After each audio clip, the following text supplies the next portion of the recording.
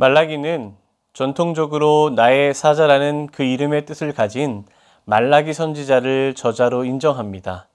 그러나 일부 학자들은 말라기가 고유한 이름이라기보다는 익명의 예언에서 따온 제목이라고 주장하기도 합니다.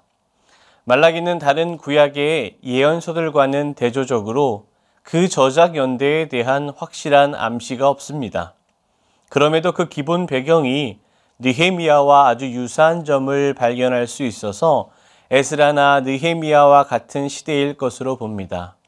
곧 3차에 걸친 바벨론 포로 귀환이 완료되고 예루살렘 성전 재건 공사들이 끝나서 외형적으로 신정 국가로서의 면모를 어느 정도 갖춘 대략 BC 432년경에 기록된 것으로 추정합니다.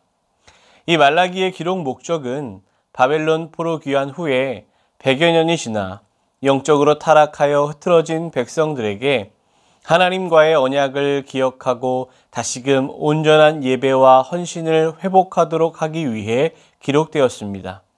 그래서 의무의 온전한 이행, 즉 제사 규례와 11조 등의 하나님을 섬기는 율례를 거룩하고 온전하게 드릴 것을 권면하는 목적에서 쓰여진 것입니다.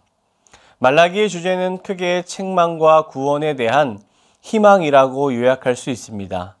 말라기의 배경을 보면 그동안 성전 예배가 황폐화되고 이스라엘 사람들이 이방인들과 결혼하여서 가정 파탄이 심각하였습니다. 또한 하나님께 구별하여 드려야 했던 11조도 드리지 않았습니다. 말라기는 이렇게 영적으로 어두운 시대적 상황을 반영하면서 그들을 꾸짖고 징계를 선포하는 메시지를 담아내고 있습니다. 그러나 절망적인 징계와 심판의 메시지만 담아내는 것이 아니라 그들의 예배와 신앙을 회복하고 하나님의 공의를 선포하며 오히려 현실의 어둠 속에서 미래의 희망을 내다보는 것을 주제로 하고 있습니다.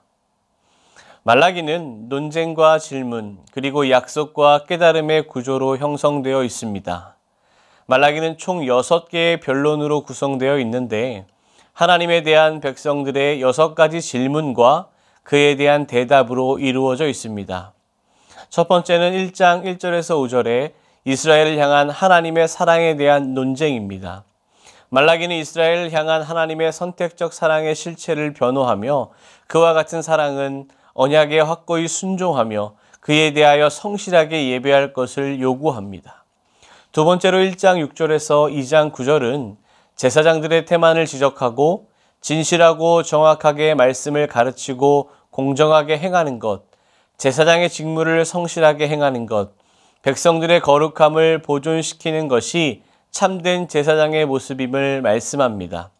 세 번째로 2장 10절에서 16절은 이스라엘이 이방인과 결혼하고 이방 종교의 예배를 드리고 결혼 언약에 반하는 불성실로서 허가받지 않은 이혼을 정죄합니다.